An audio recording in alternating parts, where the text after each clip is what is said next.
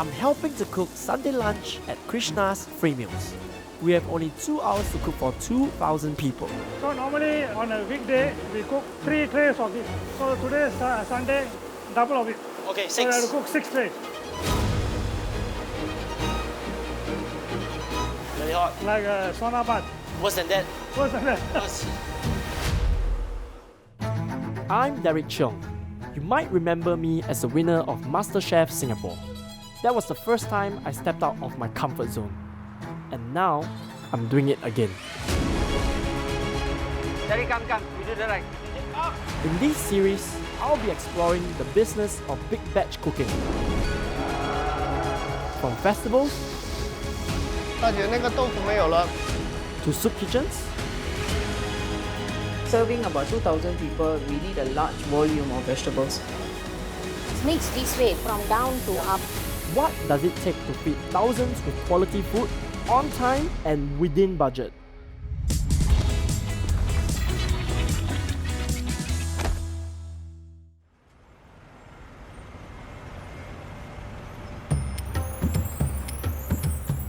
It's 6:30 a.m., but a part of Little India just 5 minutes away from Farrer Park Station is already a hive of activity. As I approach Veerasamy Road, I see about 20 people in a queue. This is Krsna's free meals, and as its name suggests, they give out free food. By the time it's my turn, the sun has risen.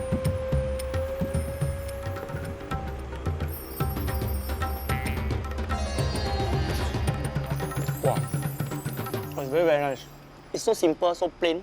This white looking thing, but it's packed with so much flavor. Wow, this is delicious. 变润变牙丸. The white-looking thing I had just eaten is upma, a popular South Indian breakfast made with semolina flour. The umma was really nice. Can I just have another one? Sure. Okay. May I know who's in charge here? Latte? Oh, over there, inside? Lata Govindasamy is one of the 5 founders of this charity kitchen. Hello, are you Lata? Hi, yes. Hi, I'm Derek. I just want to say thank you for the food. The umma was absolutely fantastic. Thank I want to you. find out more about Krsna free meals. Are you good with your hands? I'm decent. Okay, grab a glove and then we will talk as we pack. When did you start Krsna free meals? We started about 5 years ago. This has been our 5th year. We started with my 2 sisters and their husbands and myself. What inspired you to create Krsna free meals? We decided that we want to do something for migrant workers. We actually did a recce in Little India. We asked them what was their difficulty that they had, and one of it was getting access to home-cooked, affordable food. And we decided that maybe we should give them a taste of home-cooked food, and then it must be nutritious and of one of the highest hygiene standards. So how many meals do you cook a day? We actually serve till date more than 3,000 meals, breakfast and lunch every day, 7 days a week. And then we give it out to anyone who comes here seeking food, no questions asked. And our weekends are really havoc. Our migrant friends, when they get their off day on weekends, they get very excited because that's the only time they can eat a hot lunch. So they will come here, they take 2 packets because a lot of them who work weekdays, they have to get their food for lunch as early as 6 o'clock in the morning. So which means the food was actually cooked even much earlier. So when they actually eat at 12, 1, 2, yeah, it's cold. Sometimes the employer provides them with money to buy their own food. The catered food is the cheapest option. Catered food might be $120, we've heard as high as $150 a month. So with that amount of money, really all you can get is something of very poor quality, and often what we hear is that it's spoiled by the time the workers have a chance to eat it. So what makes the food here different from outside catered food? Okay, here we do not use preservatives or additives, and we only use the freshest ingredients. Like for example, our curd rice, our chefs actually prepare the curd the day before and then have it set, so which takes about almost 50 packets of fresh milk. Our lemon rice, we actually use real lemon juice. We don't compromise. So the migrant friends are, when they taste the food, they know the quality. You can't fake it with them. They know it's fresh.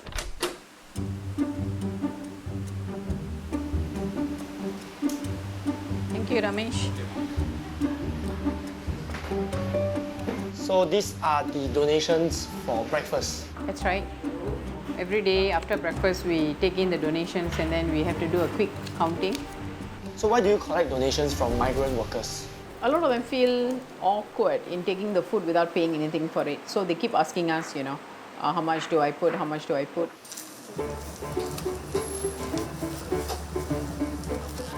I see there's some $100 bills. So these are donated today. Yes. So we actually receive a surprise donation from some members of the public who were passing by. Then they see that we are doing free meals here.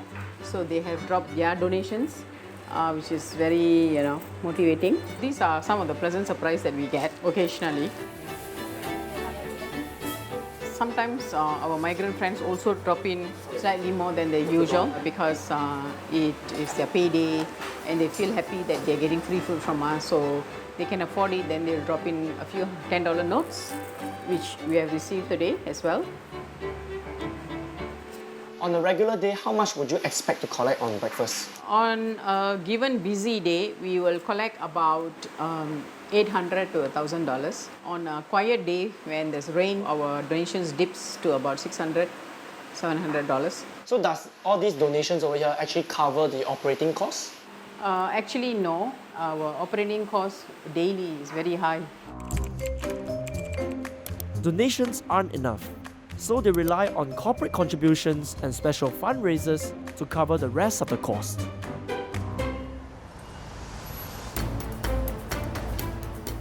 Krishna's Free Meals dishes out 3,000 meals every day. They only have 3 chefs and operate on a shoestring budget. I want to find out how they do it. You can come and help us on Sunday, where we'll be the busiest, serving about 2,000 beneficiaries on that day. Okay, sure. But prep starts on Saturday, 4:30 a.m. Saturday on 4:30 p.m. 4:30 a.m. Oh, 4:30 a.m.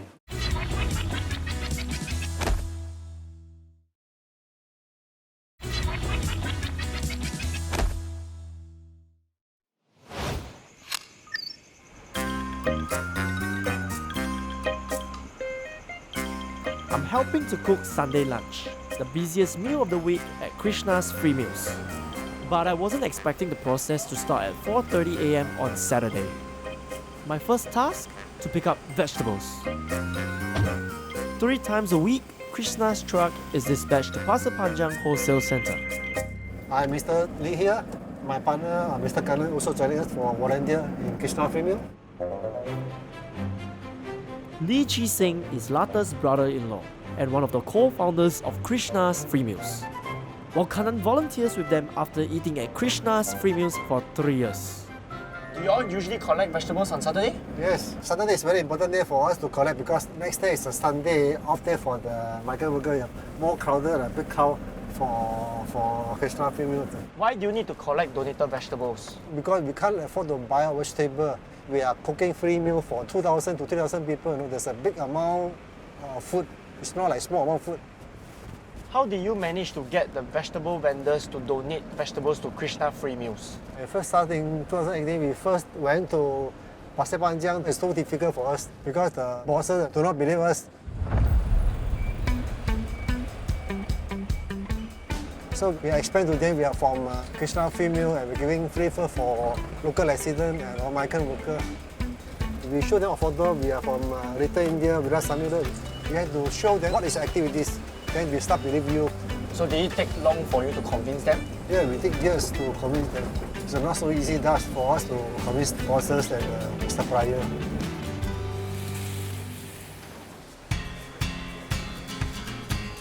After 4 years of donating, the storeholders are familiar with Krishna's timing and routine.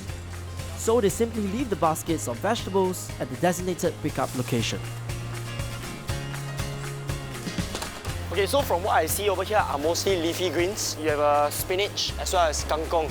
Right, so do you have seen other types of produce before? Like potatoes, tomatoes, all this? Have also. So it's according to what they want to give you, then it's just random. Yes. I see. So over here is from another vendor. Yes. So yes, I see a lot of cabbage here. Chinese cabbage and carrot also. Very nice. So all these vegetables, even they are for donation, they are actually all in very good condition. Yes. So these are not like unwanted pieces or Yeah, anything. all these are very nice. Nice shape. Very fresh and it's still cold. Mr. Lee tells me that selling vegetables that are a few days old is difficult in Singapore. So, the vendors here always need space to store new vegetables in their chillers. This means that charities like Krishna's are often given high-quality produce. A lot of vegetables. Talking about 300 kg plus of vegetables. That's gonna feed us for 2 days. Today, there's even a bonus. Imported fruits are something they do not get often. Okay, so over here we have more variety of fruits. Yes. I see apples, I see rambutans. Wow, the peaches. Peaches look very good. Wow, melon. This is from Taiwan. And oranges. So you can see the people are very kind-hearted to donate it. So we've done all the collection. Today you finish. Okay, let's So close. close the door first.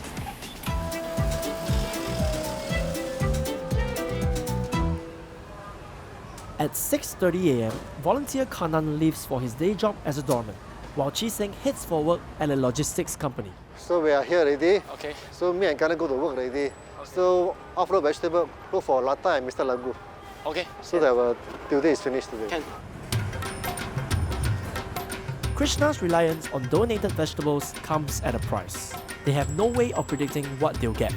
So menu planning has to be done 24 hours before every meal, based on what they receive and what's about to go off. That's the job of Chandra and Raghu, the kitchen's husband and wife team. So we have bayam spinach here, we have lots of bananas. We have some peach from Japan, some melon, oranges, apples also. Yeah, so we have quite a lot of variety We have today. a lot of cucumber stored in the cold room. So we try to clear the cucumber. Do you have any plan of what we're going to cook tomorrow for lunch? Tomorrow we are going to cook salad, cucumber salad, and rendang, vegetable rendang. Vegetable Special rendang, yeah. okay. And dalcha. As a substantial number of South Indian migrant workers are vegetarian, Krishna's free meals serves exclusively vegetarian food. It's really heartwarming to see the vendors contributing and donating vegetables. These vendors have been donating to us for many years. We got one fine gentleman, Mr. Richard, he's been donating yellow noodles for many years. So every week you donate 100 kilo of yellow noodles.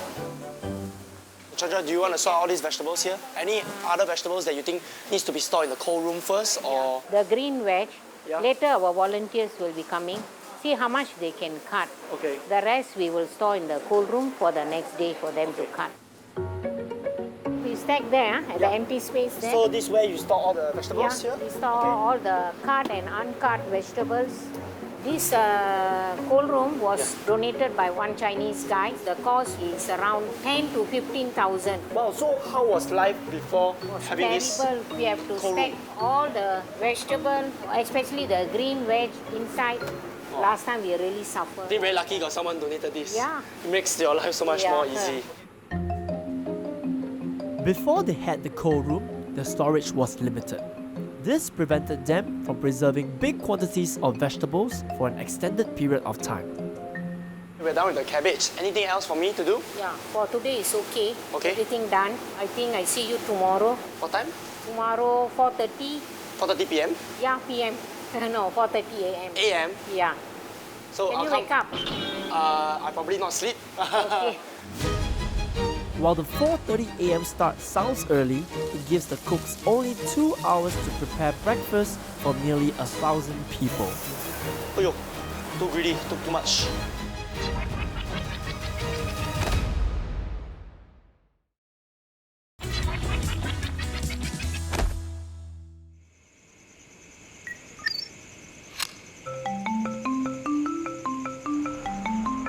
Cooking at Krishna's free meals starts at 4:30 every morning, 365 days a year. Breakfast has to be out by 6:30 a.m. so that some migrant workers can pick it up on their way to work. Hello, good morning, Mr. Raghu and Mrs. Chandra. So what are we doing for breakfast today? Okay, today we're doing mama mee goreng and sambar rice. These were the yellow noodles donated the day before. We are preparing 900 packs of mee goreng. So we will blanch the noodle first. Yeah. Can take out already, yeah. I think I like Yeah. that. So yellow noodle they cook very fast. Where do I put? Put in the basket. Okay. Oh yo, too greedy, took too much. So why do you need to blanch the noodles first before cooking? Because otherwise you need a long time to cook. Difficult Okay. to cook. Because it's a big batch, is it? Big batch, yeah. Okay, okay. Okay, take the masala, put in the trolley, and then And the the noodles noodle. there. Can? Then we push it there. Okay, can. Careful, huh? Ah, it's actually cooked in a machine. It's just like a Just mix. stirring. Just stirring it. Yeah, like a cement mixer. Okay. So how many batches do you do a day for Okay, the mee goreng? for yellow noodle, we do around 9 batches. Wow. How many packets do you think this can fit? One batch maybe around 100 packet. Thanks to the drum mixer, we finished 900 servings of mee goreng in an hour. Normally Indians are they are little traditional. The only food that they know.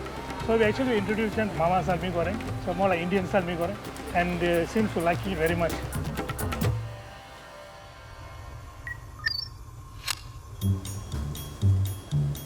Next, we had to cook the sambar rice. What exactly is sambar? Sambar is a mix of tur dal, lentils, turmeric powder, and today the vegetable we are putting is The spinach. bun spinach. Normally you can put other vegetables like carrot or potato, but today since we got a lot of spinach, so we're using spinach for it. Now the dal is done. Okay. Now we're going to make the masala, we'll pour inside. Once the masala paste is cooked, it is mixed together with the spinach and lentils. Is it better like a big batch cooking, you separate cook the masala? Yeah, you don't want it burn. Yeah, okay. Easier like this.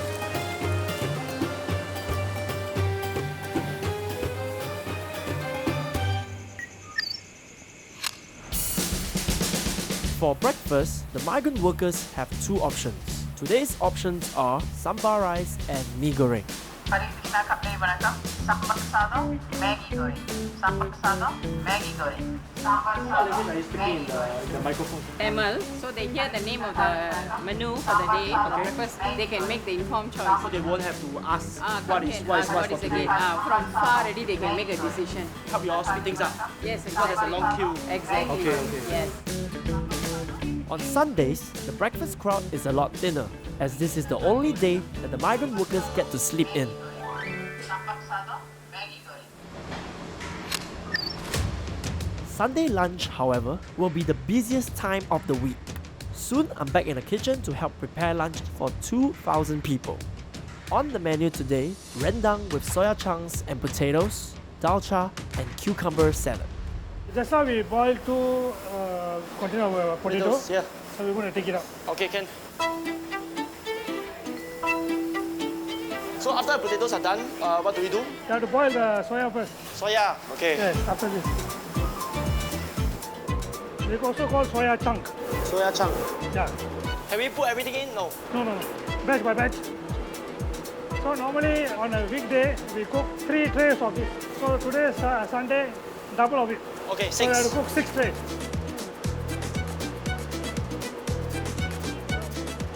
Very hot. Like a sauna bath. Worse than that. Worse than that. Worse. Once we are done, we move on to cook the rendang paste. Okay, so we put the panna in first.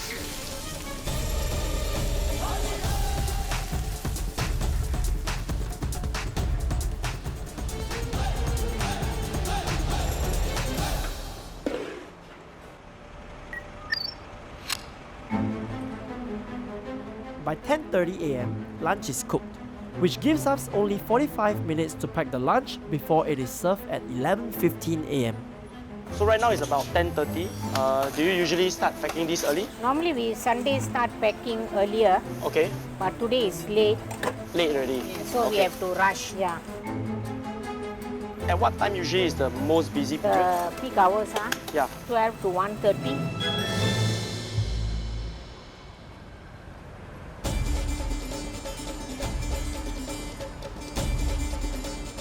Even though pre-packing makes distribution faster, the queue never seems to get shorter. In fact, at 12 noon, it gets even longer.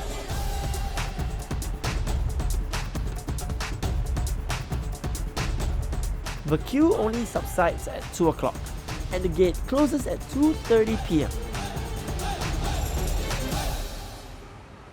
Thanks for inviting me over for lunch today.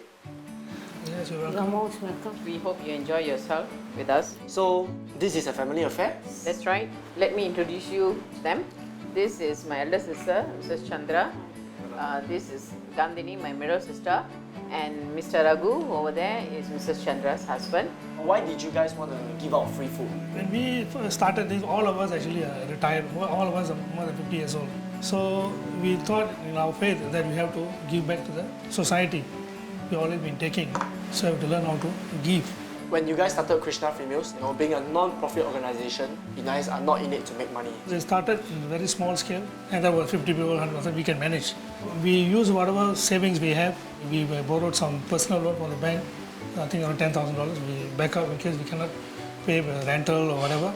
So we relied on the goodwill of Singaporeans who opened their hearts and their wallets to us, and then a lot of members of the public stepped forward. But your savings is not a bottomless pit. So how long can you actually sustain financially? Initially, yes, it was difficult. Our supporters and well-wishers actually felt that, we should give ourselves a small allowance to get by. Since Krishna's Free Meals is already successful, we all deserved that.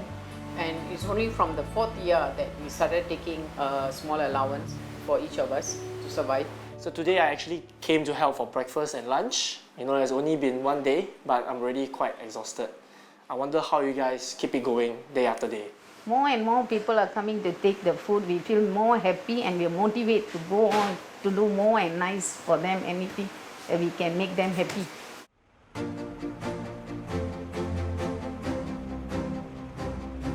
So it's roughly about 3 p.m. now. We started working since 4:30 a.m. So I can tell you it's really exhausting. And for them, Mr. Raghu, Mrs. Chandra, Miss Lata, as well as all the volunteers, and it's very tiring for them to continue this 7 days a week without fail. So I really admire their dedication to this program. It's very admirable when a lot of vendors as well as donors, come in to make sure this project is sustainable throughout the long run.